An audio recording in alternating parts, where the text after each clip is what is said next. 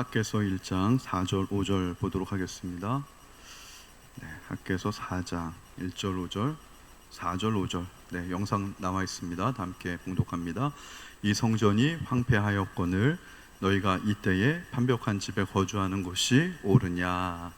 그러므로 이제 만군의 여호와가 이같이 말하노니 너희는 너희의 행위를 살필지니라. 아멘. 오늘 주님의 은혜가 저와 여러분과 함께 하시길 먼저 축원합니다. 우리가 신앙생활하는 과정에서 때로는 길을 잃고요, 방황하고 또 하나님이 침묵하시는 것만 같은 깊은 좌절을 경험할 때가 있습니다. 우리 이 질문 앞에서 오늘은요, 우리가 세 가지 질문을 한번 던져보려고 그래요. 이 세 가지 질문에 대한 정답을 통해 하나님의 은혜를 발견하는 시간이 되기를 바라는데요. 첫 번째는 나는 성경을 어떻게 바라보고 있는가? 라는 질문에 대한 그 답을 좀 얻으려고 합니다. 많은 분들이 성경을 대할 때 저지르는 실수가 무엇이냐면, 처음에는 성경을 그냥 우리에게 복을 주는 책으로만 아는데 그 복이 하나님의 복이 아니라 인간이 생각하는 복으로 그렇게 오해를 한다라는 것입니다. 그러니까 성경을 볼 때도 어떻게 하면 내가 이 땅에서 내가 원하는 것을 더 많이 이루고 사람들이 생각하는 세상적인 복을 더 많이 받아서 잘 살 수 있는 책일까? 일종의 인생의 사용 설명서나 어떤 사람을, 인간관계를 더 내가 원하는 대로 잘할 수 있는 어떤 처세술로 그렇게 성경을 접근하는 그런 오류들은요, 불신자들이 많이 갖고 있죠. 그리고 초신자들이 또 성경에 대한 그런 오해를 많이 합니다. 왜냐하면 성경에 대한 전 이해가 없기 때문에 너무나도 당연하죠. 노벨 경제학상을 받은 데니얼 카너먼이 그분의 저서가 생각에 관한 생각이라는 저서가 있는데요, 이런 문장이 있더라고요. 사람의 뇌는요, 어떤 거를 좋아하냐면 피곤한 거를 싫어하고요, 그래서 빠른 생각을 좋아한대요. 그러니까 즉각적이고 직관적인 빠른 생각을 선호한다고 합니다.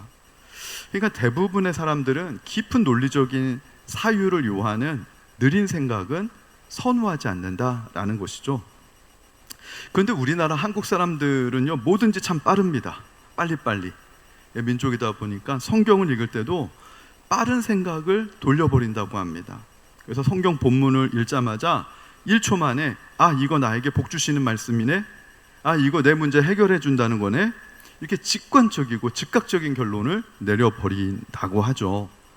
그래서 머리 아프게 느린 생각으로 도대체 이 말씀에 담겨져 있는 하나님의 목적은 뭘까? 하나님의 의도는 뭘까? 하나님의 뜻은 뭘까?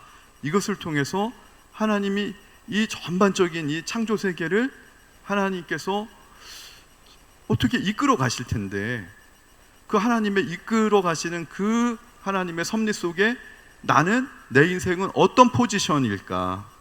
나는 어디쯤 위치해 있을까? 하는 이런 느린 생각은 귀찮아서 안 한다라는 거예요. 그러니까 성경을 자판기나 인터넷 검색 창처럼 동전 넣었으니 내 문제에 대한 정답 내놓으세요 라고 하는 식으로 바라보기 쉽다라는 것이죠. 근데 묵상이라는 것은 성서학자들이 그렇게 얘기하더라고요. 성경을 통해 하나님의 뜻을 느리게 생각하는 작업이다. 두 번째는 천천히 생각하는 작업이다. 세 번째는 깊이 생각하는 작업이다. 이거 되게 제가 좋아하는 말이거든요. 묵상이라는 거, 성경 묵상을 학자들은 어떻게 정의하냐면, 이게 최종적으로 제가 좋아하는 정의인데, 첫 번째는 말씀을 빠르게 생각하는 게 아니라 느리게, 그러니까 빠른 생각이 있고 느린 생각이 있는데 좀 느린 생각으로 생각하고, 두 번째는 천천히 되새김질하듯이요. 그 다음에 세 번째는 그러면 깊어진다는 거예요. 깊이 생각하는 작업이 묵상이다. 전 이 정의를 믿습니다. 근데 예수님 당시의 유대인들이 그러지를 못했어요. 느린 생각을 가지 못하고 빠른 생각으로 성경을 묵상했던 사람들이 예수님 당시의 유대인들이었더라고요. 성경을 그들은 매우 열심히 연구했지만 그들은 자신들이 생각하는 메시아는 전혀 예수님의 거라고 생각하지 못했어요. 근데 예수님은 요한복음 5장 39절에서 이렇게 말씀하셨죠. 성경이 곧 내게 대하여 증언하는 것이니라. 자, 요한복음 5장 39절 제가 읽어드릴게요. 너희가 성경에서 영생을 얻는 줄 생각하고 성경을 연구하거니와, 유대인들에게 하신 말씀이죠. 그러나 이 성경이 곧 내게 대하여 증언하는 것이니라. 이걸 알지 못하느냐? 예수님의 이 말씀의 의미는 그런 겁니다. 유대인들의 잘못된 성경관과 메시아관을 완전히 뒤엎는 말씀인데요, 성경은 결코 세상에서 잘 먹고 잘 사는 법을 가르치는 도덕책이나 인생 처세술책이 아니라 죄로 인하여 죽어가는 인류를 구원하시는 예수 그리스도에 관한 책이라는 거예요. 예수 그리스도에 대한 책이라는 거예요. 그것을 하나님은 언약이라고 하는 도구를 통해서 성취한 것을 계속 우리에게 한결같이 이야기하고 있는 책이 성경이라는 거예요. 그래서 예수님은 어떤 분이시냐? 성경이 얘기하는 예수님은 인간의 근원적인 문제인 죄로부터의 완전한 자유를 주시는 분이시다. 어떤 그 당시 때 유대인들이 생각했던 로마로부터 정치적인 해방과 경제적인 풍요를 주시는 분이 아니라 인간의 근원적인 문제인 죄로부터의 완전한 자유함을 주시는 분이시다. 그리고 핍박과 환난을 받는 순간에도 우리 마음으로부터 어느 누구도 빼앗아 갈 수 없는 참된 평화를 누리게 하시는 분이시다. 그리고 마지막으로 단절되었던, 끊어졌던 하나님과의 영적인 관계를 다시 회복시켜 주셔서 하나님과 영적 교통이 가능하게 해주러 오시는 분이시다. 죄의 해결, 빼앗길 수 없는 마음의 평안, 하나님과의 영적 교통, 이 세 가지를 위해서 오신 분이시지, 그들이 바라는 정치적이고 경제적이고 사회적이고 현실적인 그런 문제를 해결하러 오신 해결사가 아니시다라는 것이죠. 그래서 결국 예수님이 주시고자 한 영생은 개인의 육신의 형편이 나아지는 물리적인 축복이나 단지 오래 사는 수명의 연장이 아니라 요한복음 17장 3절에서 예수님이 다시 우리에게 부여하시는 것이 영생을 이렇게 설명하죠. 오직 한 분이신 참 하나님과 그가 보내신 자 예수 그리스도라는 것이 곧 영생이니라. 요한복음 17장 3절입니다. 그러니까 예수 그리스도를 아는 거죠. 하나님과 예수 그리스도를 안다라는 것은 무엇이냐면 연합한다라는 거예요. 제가 이번 주에 이렇게 쭉 묵상하는데 은혜 받는 게 단순하더라고요. 우리 교회 학교 아이들에게도요, 이거 하나만 깨우치면 되겠더라고요. 뭐냐면 내가 지금 누리고 있는 것, 이것이 내 것이 아니라 하나님께로부터 온 것이다. 이거 하나만 정확하게 인식시키면 아이들의 인생이 달라지고 아이들의 인생뿐만이 아니라 어른들의 인생도 달라지겠더라고요. 지금 내가 누리고 있는 물질, 이거 하나님께로부터 온 것이다. 내가 지금 이렇게 누리고 있는 이 생명, 이거 하나님께로부터 온 것이다. 우리 아이들이 그렇게 공부를 열심히 할 수 있는 지혜, 그것도 하나님께로부터 온 것이다. 그거 하나만 명쾌하게 우리가 깨닫게 해주면은요, 그게 영생에 이르는 거라는 거예요. 영생에 이르는 거. 아니, 하나님과 우리와의 연합이라는 게 뭐 이렇게 어려운 말일까요? 그냥 주종관계를 정확하게 아는 것이죠. 하나님이 주인이고 내가 종이고, 하나님이 갑이고 내가 을이고, 하나님이 창조주고 내가 피조물이고, 그걸 정확하게 알고 고백하는 게 연합하는 것이지 뭐 어려운 게 없겠더라고요. 그러니까 우리가 누리고 있는 모든 물질, 시간, 생명, 관계 다 하나님께로부터 온 것이다. 이게 연합하는 거, 하나님과 온전히 연합하는 거, 관계하는 거 아니겠습니까? 관계한다라는 게 그런 거죠. 저랑 관계하려면 제가 담임 목사인 걸 아는 거잖아요. 지나가는 동네 아저씨처럼 저를 대하면 그거 관계 맺는 거 아니잖아요. 관계를 맺는 거, 하나님과 관계를 맺는다는 거, 하나님이 하나님이신 거를 알고 관계를 정확하게 맺는 것이죠. 그리고 그 앞에서 정확한 태도를 취하는 것이죠. 자세를 갖는 것이죠. 결정하는 것이죠. 우리가 자세와 태도를 다 모든 거 하나님께로부터 온 것입니다. 우리 아이들에게, 야, 너가 그렇게 지금 공부 잘하는 거, 너 그거 그 머리 하나님이 주신 거야. 너 그 운동 잘하는 거, 그거 하나님께로부터 온 거야. 그것만 알면 이 아이가 하나님께로부터 받은 건데 내가 이거 공부해가지고 뭐 해야 되지? 내가 운동 잘해가지고 뭐 해야 되지? 당연히 결론을 낼 거라고 봅니다. 그 결론을 그 아이들이 스스로 낼 수 있게끔 옆에서 도와주는 게 부모고 교사일 거라고 저는 생각을 합니다. 그래서 유대인들이 보는 구약의 성경과요, 기독교가 보는 구약의 성경이 내용은 같은데요, 참 재밌는 게요, 책을 배열하는 순서가 다릅니다. 구약의 유대교에서 구약을 어떻게 바라보냐면 3부작으로 바라보는데, 첫 번째 율법서, 두 번째 예언서, 세 번째 성문서, 이렇게 바라보죠.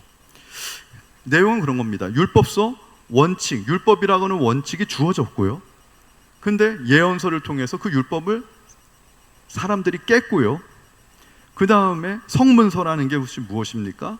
시편, 잠언 이런 것들이 성문서인데, 일상에서 하나님을 찬양하고 살자, 아주 안정적으로 닫힌 결말이 유대교에서 구약 성경을 바라보는 배치예요. 배치. 율법서, 예언서, 성문서, 이런 배치예요. 근데 우리 개신교 프로테스탄트는요, 구약 성경을요, 유대교랑은 좀 다른 배치로 봅니다. 4부작으로 보는데 율법서, 역사서, 시가서, 예언서, 이렇게 보는 것이죠.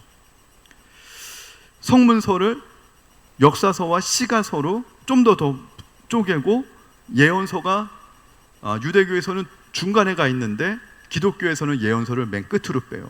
그래서 예언서 맨 끝서가 무슨 서죠? 말라기. 그래서 말라기인 거예요. 근데 이게 단순하게 배치의 차이냐? 이 배치의 차이가 맞죠. 근데 이 배치의 차이에는 어마어마한 영적인 의미가 담겨져 있는데, 그럼 바로 무엇이냐면, 아까 성문서로 끝나는 거는 시편 찬양으로 끝나는 거예요.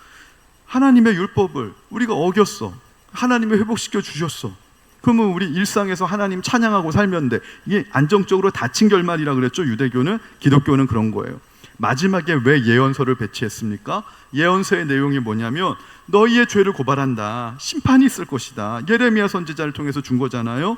그러나 머지않아 동시에 새로운 희망, 하나님의 메시아를 보내줄 것이다.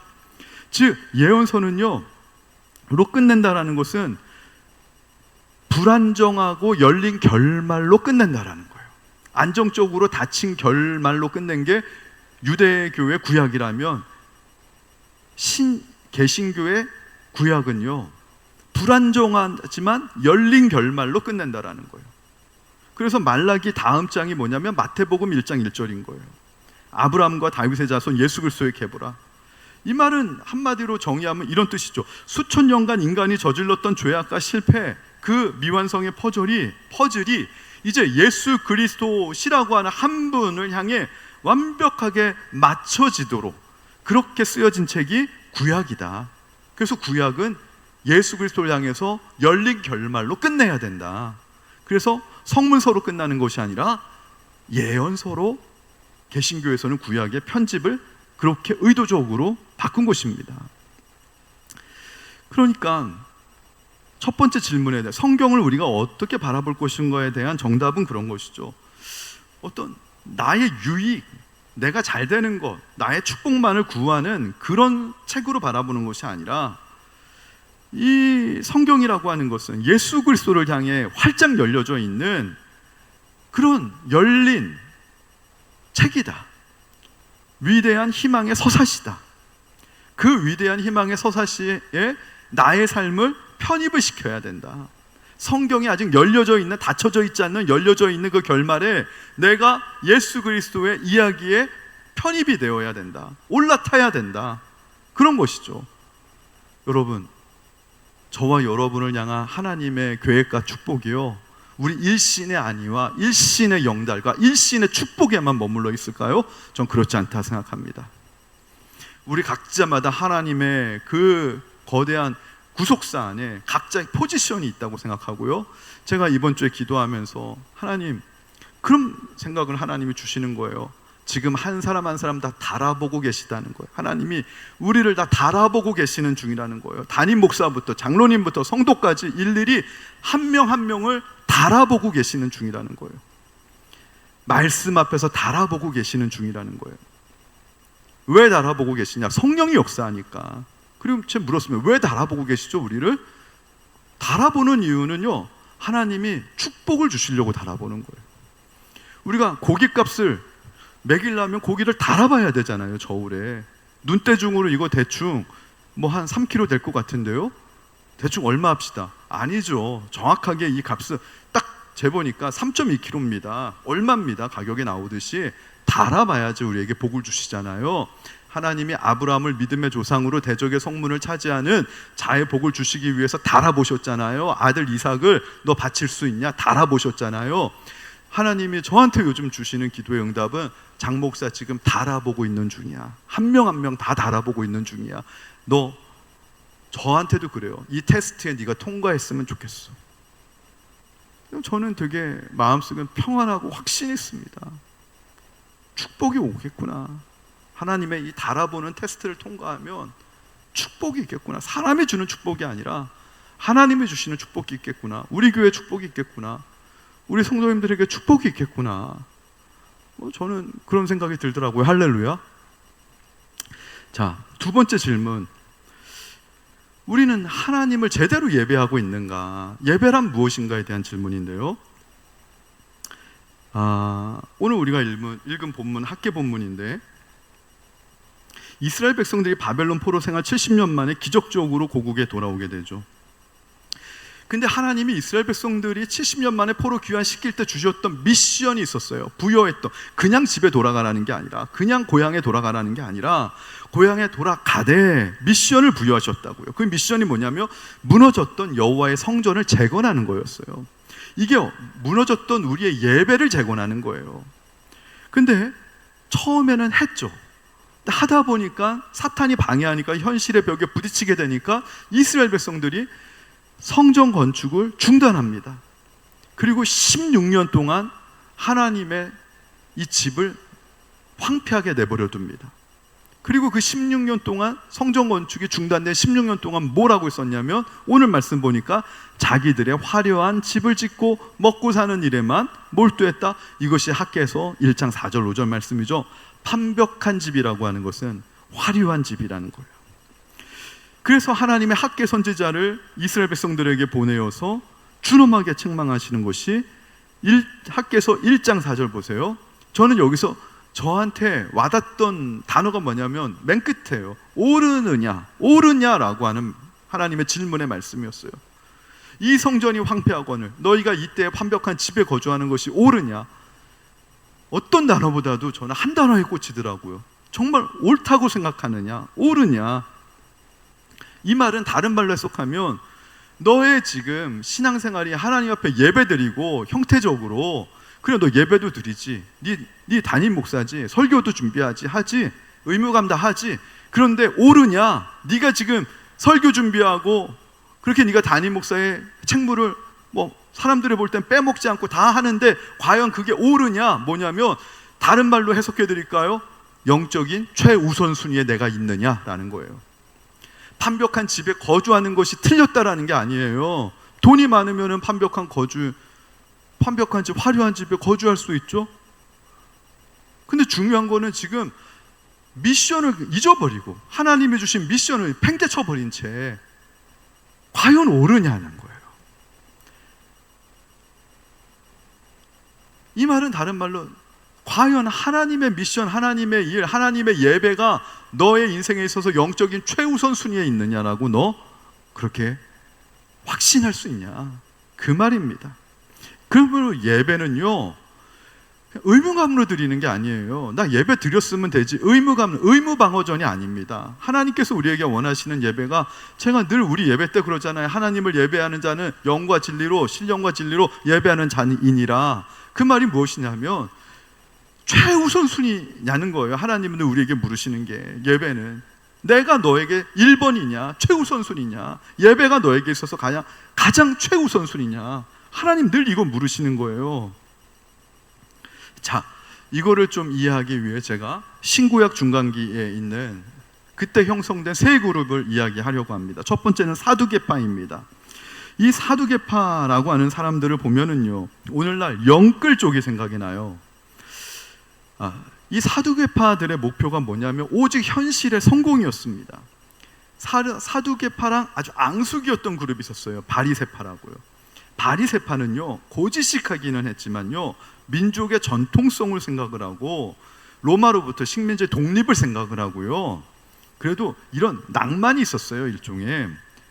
그런데 이 사두개파는요, 그런 거 생각하지 않았어요. 로마가요, 이스라엘을 식민지 삼을 때 가장 아부했던 게 사두개파입니다. 우리나라 일제시대로 얘기하면은요, 바리새파는 좀 독립군에 가깝고요, 신구약 중간기를 제가 공부해 보니까 그래요. 사두개파는 좀 뭐에 가까울까요? 친일파 쪽에 갖고 왔어요. 왜냐하면 그들의 관심은 오직 현실에서의 성공이에요. 근데 이게 너무나 재밌는 게, 사두개파가 누구의 후예죠? 다윗 때 대제사장이었던 사제였던 누굽니까? 사독의 후예들이라고 해서 사두개파가 된 거예요. 사두개인데, 근데 사독은요, 의리를 지켰던 사람이고 하나님을 경외했던 사람이고 다윗이 어려울 때도 곁에서 축복해줬던 정말로 아름다운 제사장이었어요. 모범적인 제사장이었어요. 그래서 그의 사독의 후손들이 대대로 그 제사장직을 그들이 다 독점했던 거예요. 계승했던 거예요. 그때 공이 있었던 거예요, 다윗 때. 근데요, 후손들이요, 너무나도 고난이 없이 편안하게 제사장직을 안정적으로 물려받으니까 나중에 어떻게 됩니까? 물이 고이면 썩습니다. 바람이 오지 않으면 신앙도 썩습니다. 우리는 그러잖아요. 하나님 나한테 고난 안 줘보셔요. 시련 안 줘보셔요. 내가 하나님 얼마나 잘 섬기는지 몰라요. 고난과 시련, 환난 안 줘도 나 하나님 잘 섬기는데 왜 이렇게 고난과 시련 주세요 하는데, 여러분, 사두개파들이요, 썩었어요. 그 후예들이 대대로 대제사장부터 제사장까지 다 독점했다고요. 그게 사두개파라고요. 제사장 그룹이라고요. 이들이 로마의 정치인들과 결탁을 먼저 하기 시작했고요. 그래가지고 사두개파들은 예수님의 부활을 안 믿은 게, 이 땅이 너무 좋은데, 내가 지금 예루살렘 성전에서 최고 권력층인데, 부귀와 영화와 뭐 모든 게 지금 다 있는데 무슨 예수님이 필요합니까? 무슨 부활이 있습니까? 사두개파는 부활을 믿지 않았어요. 그래서 심지어 천사도 귀신도 천국도 믿지 않았어요. 이들의 속생각은 그런 거예요. 죽음은 끝인데 영적 세계가 밥 먹어주냐, 이 현실에서 권력 붙잡고 우리가 제사장 그룹, 제사장 이 권력 놓지 않고 우리가 떵떵거리고 사는 게 최고다. 철저한 현실주의자.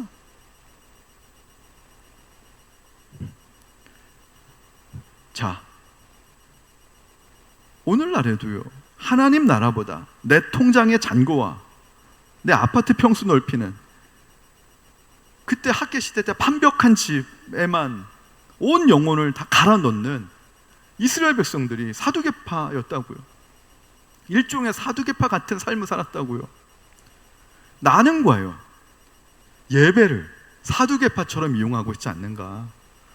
사두개파들은요, 이 제사장 그룹인데 수없이 오는 명절 때마다 예루살렘에 제사 드리러 오는 사람들한테 환전을 하고 재물을 부당이익해가지고 어마어마한 막대한 이익을 취했다고요. 성도들이 예배 오는 게 내 배를 불려주는 그런 도구로 삼았다고요. 타락한 종교 지도자의 대표적인 게, 왜냐하면 천국을 믿지 않았어요. 부활을 믿지 않았어요. 그들은 하나님을 믿는다고 하지만 하나님이 돈벌이 장사였어요. 자기가 원하는 축복을 주입시켜주는 자판기 하나님이 사두개파 같은 신앙이었다고요. 사두개파 같이 예배를 드리면 안 되는 것이죠. 사두개파도 잘못됐지만 우리도 사두개파 정도는 아니더라도 얼마든지 예배를 내가 원하는 그런 것을 얻어내기 위한 수단, 예배 안 나가면 하나님이 이번 주에 뭔가 치실 것 같아, 찜찜해, 그래서 나가야 되겠어. 이건 아니죠. 성경적이지 않은 신앙입니다. 솔로몬이 전도서에서 어떻게 고백했는지 우리 좀 알아야 되는데요, 세상 모든 천지 만물을 내가 다 소유한다 할지라도 하나님과 동행하지 않은 성공과 형통은 결국 헛되고 헛되니 헛되도다, 무가치하다. 그걸 우리에게 알려준 거 아닙니까? 근데 반면에요, 사두개파보다는 우선순위를 세운답시고 우선순위를 세웠어요, 하나님을. 근데 완전 하나님이 원하시지 않는 엉뚱한 길로 간 그룹이 있습니다. 바로 신구약 중간계 이때도 등장했는데요. 다 사두개파, 바리새파, 마지막 파가 에세네파죠. 이 에세네파 사람들은요, 이런 겁니다. 세상은 너무 썩고 추악해. 저 사두개인들 좀 봐봐. 우리 저렇게 살면 안 되지 않겠어? 그래서 광야에, 그리고 쿰란에 있는 깊은 산속 동굴로, 쿰란에 있는 동굴로 들어간 게 에세네파였습니다. 이들은요, 세상과 완전히 담을 쌌고요, 자기들끼리만 모여서 목욕 제기하고 성경을 필사하고 극단적인 금욕 생활을 하면서 신앙생활을 했습니다. 겉보기에는 누구보다도 거룩하고 예배 중심으로 산 것 같아요. 근데 예수님은 그들도 칭찬하지 않으셨습니다. 왜냐하면 우리끼리만 산속에서 거룩해지는 것은 기독교가 아니라는 거예요. 예수님의 제자들이, 예수님이 엘리야와 모세와 변화산에서 그 영광 충만할 때 주여 여기가 좋사오니 여기서 초막셋을 짓게 하소서 할 때, 아니다, 산으로 내려가야 된다, 산 밑으로 가야 된다, 산 밑에 하나님이 내게 맡겨주신 영혼들이 많다. 그래서 예수님은 제자들에게 항상 이렇게 말씀하시죠. 너희는 세상의 빛이고 소금이라는 사실을 잊지 말고 살아라. 그러니까 냄새나고 타락한 세상의 한복판, 세리와 창녀와 병자들이 있는 곳으로 가야 된다라는 거예요. 에세네파처럼 현실을 도피하면서 하나님을 최우선 순위로 세운다라는 것도, 그것도 잘못된 신앙이라는 것이죠. 예수님이 기뻐하시는 일이 아니라는 거예요. 그러므로 참된 예배의 중심을 우리 마음속에 세운다라는 것은요, 교회 건물에만 갇혀 있는 것도 아니고요, 가장 타락한 세상 속에서 나의 일터와 가정을 예배의 초소로 삼으시길 바랍니다. 그래서 우리의 삶의 순위를 오직 여호와를 경외하게 두는 것, 평안한 상황에서 여호와를 경외하는 것을 우선순위로 두는 것이 아니라 할 수 없는 상황 가운데 속에서 하나님을 경외하는 것을 최우선 순위로 두는 게, 그게 하나님의 우리를 테스트하는 것, 달아보며 통과하는 걸 여러분 아셔야 돼요. 하나님이 테스트할 때는요, 평안한 가운데 네가 나를 잘 섬기는지 안 섬기는지를 보자, 그렇지 않아요. 아브라함을 보세요, 욥을 보세요. 할 수 없는 상황 속에서, 사르밧 가브를 보세요. 할 수 없는 상황 가운데 속에서 네 마음이 어디에 있는지를 내가 좀 보기 원한다, 달아보길 원한다. 여러분, 하나님의 이 달아봄을 통과하시면은요, 하나님이 여러분을 책임져 주시고, 하나님이 여러분을 지켜주시고, 하나님이 여러분을 축복해 주시는 것을 생생하게 실시간으로 우리가 느낄 수 있어요. 실시간으로 다운로드 받을 수 있듯이 우리가 그렇게, 전 그런 인생을 살게 될 줄로 믿습니다. 할렐루야. 마지막 세 번째 질문은 뭐냐면, 그래요, 우리가 성경을 내 개인적인 유익을 위한 책이 아니라 하나님의 구속사를 위한 책이고, 그리고 예배를 정말 최우선순위의 가치로 삼는다 할지라도요, 이것으로 끝나는 게 아니에요. 신앙생활이 그렇게 녹록하지 않습니다. 여러분, 신앙생활 한다고 교회만 나온다고요, 죄송하지만 목사 달았다고요 다 신앙 좋은 거 아닙니다. 하나님 앞에서 다 신앙생활 올바로 하고 있는 거 아닙니다. 우리 정신 사실 좀 바짝 차려야 돼요. 저부터. 우리 인생에는요, 그렇다고 하더라도 도무지 이해할 수 없는 하나님이 침묵하시는 것만 같은 시간, 이걸 하나님 부재라고 하는데, 그런 시간들이 온다라는 거예요. 찾아온다라는 거예요. 이거를 성경에서는 어떻게 이야기하냐, 성경에서 비유해서 이걸 설명하자면, 구약에서 말라기 선지자 이후에 세례 요한이 등장하기까지 무려 400년이란 기간 동안 하나님은 이스라엘 향해서 침묵하셨다라는 거예요. 이 기간 동안 이스라엘은 헬라 제국, 알렉산더 제왕이 세웠던 헬라 제국과, 그 다음에 아우구스투스 황제죠, 로마 제국의 잔혹한 압제 아래서 신음했습니다. 하늘문은 닫힌 것 같고 선지자의 음성은 들리지 않는 그런 중간기, 암흑기라고 하죠. 이런 400년의 침묵의 끝자락에 이스라엘의 정치판은요, 오늘 우리나라 선거했는데 이스라엘 정치판이 어땠냐면 넷플릭스 막장 드라마의 완전 원조격을 보는 것 같았어요. 그 당시 때 왕이 헤롯 왕인데, 이 헤롯 왕은요, 유대인도 아닌 사람이 왕이 됐다는 거 여러분 아십니까? 헤롯 왕의 출신을 성경에서는 뭐라고 얘기하죠? 이두메 출신이라 그래요. 이두메가 어디냐면 에돔입니다. 에돔 출신의 헤롯이 로마 황제에게 어마어마한 뇌물을 바치고요, 유대인의 왕이라는 타이틀을 사버린 거예요. 이게 넷플릭스 막장 코미디라니까요.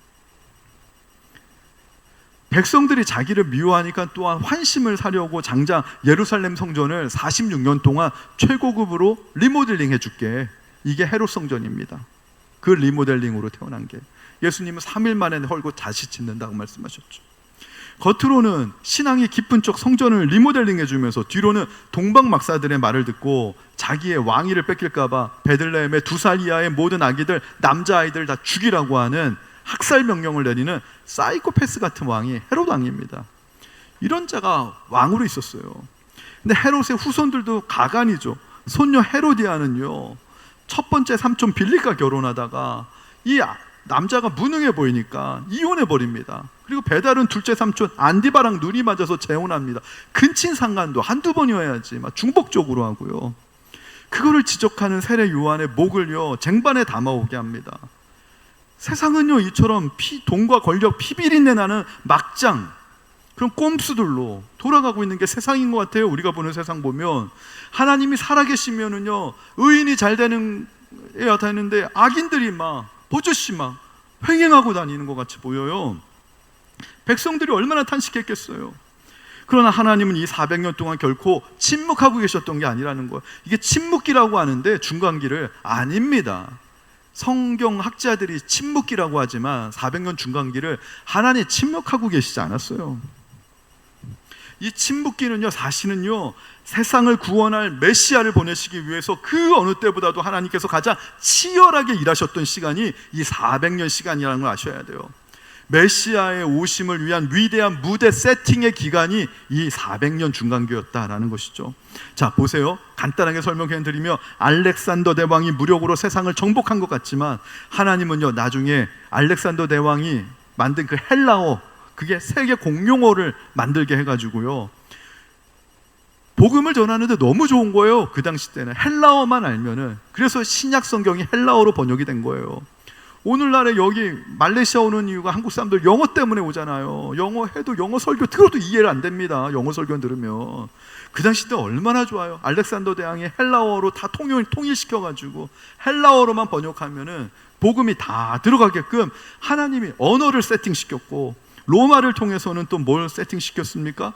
로마가 또 군사를 보내고 이 조세를 끌어들이기 위해서 아피아가도 로마로 향한 그 도로를 다 깔아두었는데 그 도로가 나중에 사도 바울이 복음을 전하는 은혜의 실크로드, 복음의 실크로드가 되었다. 이거를 중간기 때 하나님이 일하신 거예요. 근데 마지막으로 더 놀랍게 일하신 게 무엇이냐면 1947년에 쿰난 동굴 근처에서요 잃어버린 양을 찾던 한 베두인 목돈 소년이 심심해가지고 쿰난 동네입니다. 동굴 안에다가 돌을 던졌는데 짜증 쨍그랑하는 소리가 나가지고 놀라서 가봤어요. 항아리가 깨져먹는데 그 항아리 안에 뭐가 있었냐면 아까 말씀드렸던 에세네파 사람들이 로마 군대를 피해서 숨겨두었던 양피지 두루마리들, 성경에 대한 양피지 두루마리들, 그게 쏟아져 나왔는데 그게 바로 그 유명한 사해사본이라는 거예요. 쿰난 사본이라는 거. 그게 시초의 발견이 그렇게 됐습니다. 우연찮게. 당시요 자유주의 신학자들이요 쿰난 사본이 나올 때 자유주의 신학자들이 득세하던 시대였어요.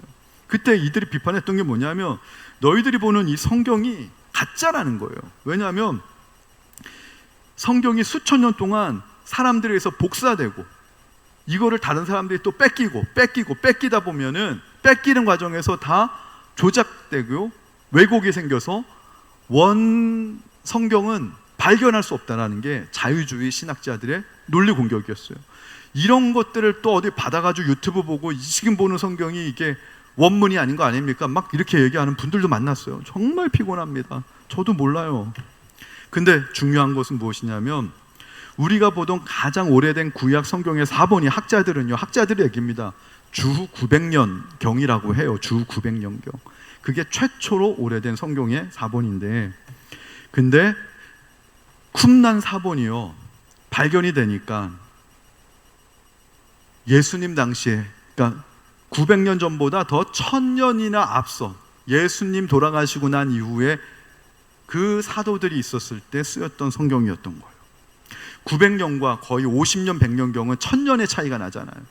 1000년이라고 하는 차이가 나는 이 사해사본과 이 사본, 900년 사본을 비교해 봤는데요, 결과가 어떻게 나왔을 것 같아요? 글자 형태가 조금 바뀐 것 외에는 0.01%의 오차밖에 없었다라는, 99.9%가 완벽하게 일치했다라는 거예요.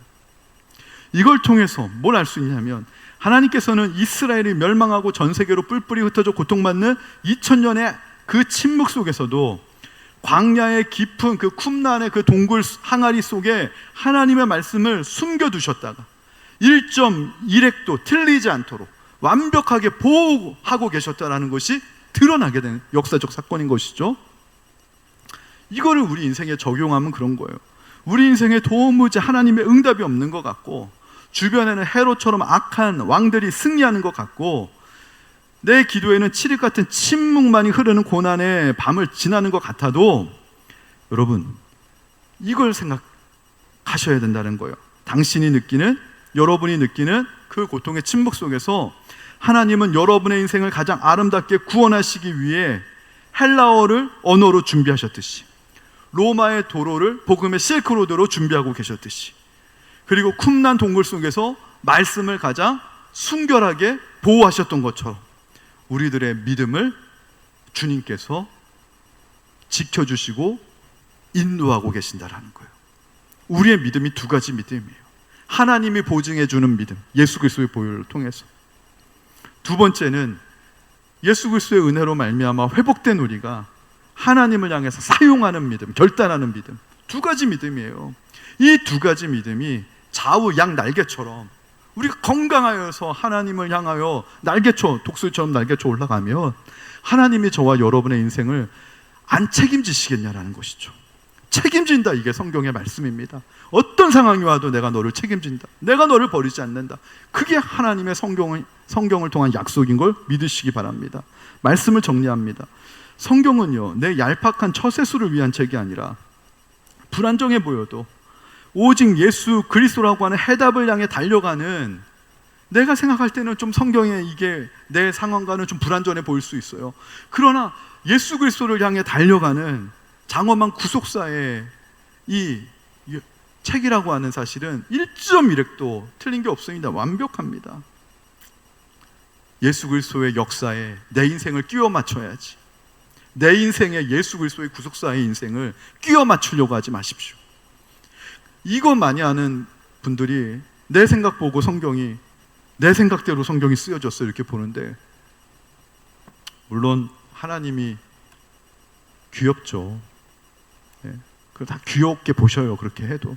그러나 좀 더 우리가 성숙하면요, 예수 그리스도의 구속사 역사에 내 인생이 편입되고 편승되는, 그게 바로 내가 말씀을 보는 태도여야 된다. 그리고 두 번째,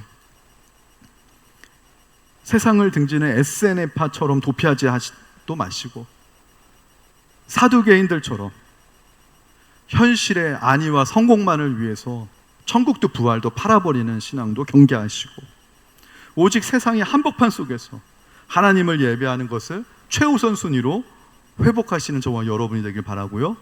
마지막으로 400년 동안 응답이 없는 침묵기처럼 느껴져도 기적의 역사를 준비하시는 하나님의 섭리를, 기적을 준비하고 계시는 하나님의 섭리를 끝까지 여러분 신뢰하셔야 됩니다.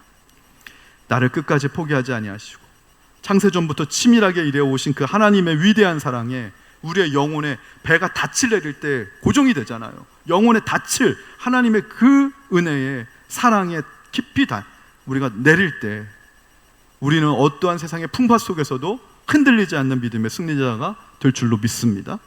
이 놀라운 구속사의 은혜와 소망이 오늘 예배하는 이 시간 저와 여러분들의 삶에 충만하게 임하기를 주님의 이름으로 간절히 축원드립니다. 찬양하도록 하겠습니다.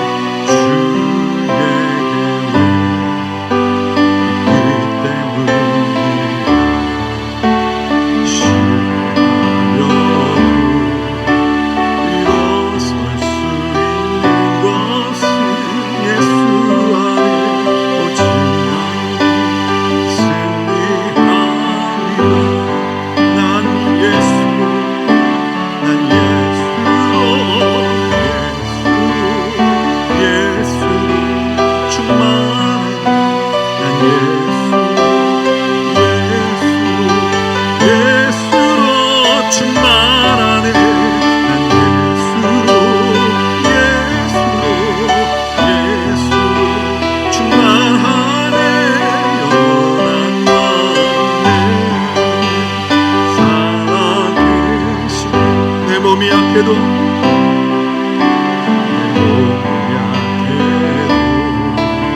낙심하지 않는 것은 예수 안에 안전하니 세상 웃지 않는 것은 난 예수 충만함이라. 난 예수로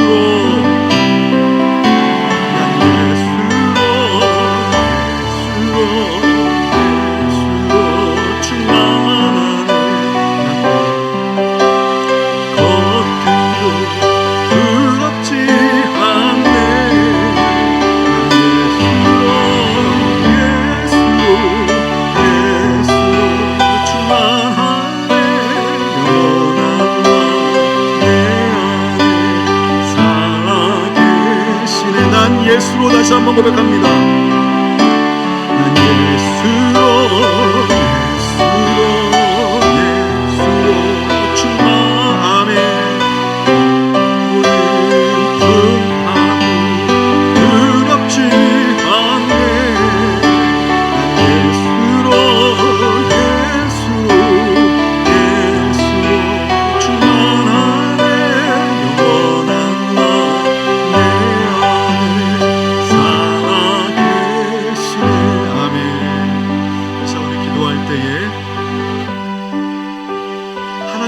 하시는 것 같지 않아도 하나님 그 어느 때보다도 치열하게 일해 오시면서 우리 인류를 구원하시기 위해 준비하셨던 분이고요, 세팅하셨던 분이고, 우리 인생도 하나님이 지금 세팅 중이라고 여러분 생각하시기 바랍니다. 하나님의 신비를 믿는 자는 천국은 침노하는 자의 것이라고 했는데, 하나님의 은혜를 볼 것이요, 하나님의 영광을 볼 것이요, 하나님의 축복을 경험하게 될 줄로 믿습니다. 어떤 상황이 와도 좌절하고 낙심하지 말고 하나님이 우리를 다 달아보는데, 우리가 그 하나님의 그 달아봄을 말씀과 믿음으로 통과할 수 있는 가능성이 있는 게 이게 얼마나 큰 은혜입니까? 하나님이 주시는 그 달아보는 테스트에 통과하게 하여 주시옵소서. 하나님 축복하기 위해 우리에게 이런 달아봄이 있다. 한 명 한 명 하나님 지금 다 달아보고 계시는 것 같아요. 제가 기도해 봤더니만 우리 성도들 낙심하지 말고 좌절하지 말고 오늘 세 가지 말씀 기억하면서 믿음으로 하나님의 달아봄을 통과하고 축복받는 인생 되게 해달라고 주님의 이름 한번 외치고 기도하시겠습니다. 주여, 하나님 아버지 은혜를 감사합니다. 주여, 하나님께서 우리 한 명 한 명 바라보시고 하나님 우리가 믿음과 말씀 기도밖에는 무엇 있겠습니까? 하나님 감사하니 하시고 주님만 바라보게 하여 주시옵소서. 주님은 나의 구원자이십니다. 오직 예수 그리스도 한 분으로 충만한 하나님 아버지 마음의 평안을, 하나님 아버지 세상에 빼앗을 수 없는 위로 나의 죄의 문제 해결하고 오직 예수 그리스도의 은혜 하나밖에 없습니다. 성경은 예수 그리스도를 향한 책이고 예수 그리스도를 위한 책이고 예수 그리스도에 대한 책이고, 하나님 아버지 우리가 깨닫게 하시니 감사합니다. 이 구속사의 숲을 바라보게 하여 주시옵소서. 하나님 예수님을 내가 참 예배하는가? 하나님 어떤 상황 속에서도 예수님을 예배하는 것을 최우선순위로 삼고 있는가? 할 수 없는 상황 속에서도 예수님을 예배하는 것을 내 인생의 최우선, 영적인 최우선 순위로 내가 과연 씨름하고 있는가? 영적인 전쟁을 하고 있는가? 하나님 깨어나게 하여 주옵소서. 하나님이 침묵하는 것 같아도 일하고 계시고 기적을 준비하고 계시고 끝까지 믿고 신뢰하게 하여 주옵소서. 상상할 수 없는 축복, 상상할 수 없는 은혜, 하나님이 입혀주시는 무한한 영광 하나님 보게 될 줄로 믿고 감사드리며 예수님의 이름으로 기도합니다. 아멘.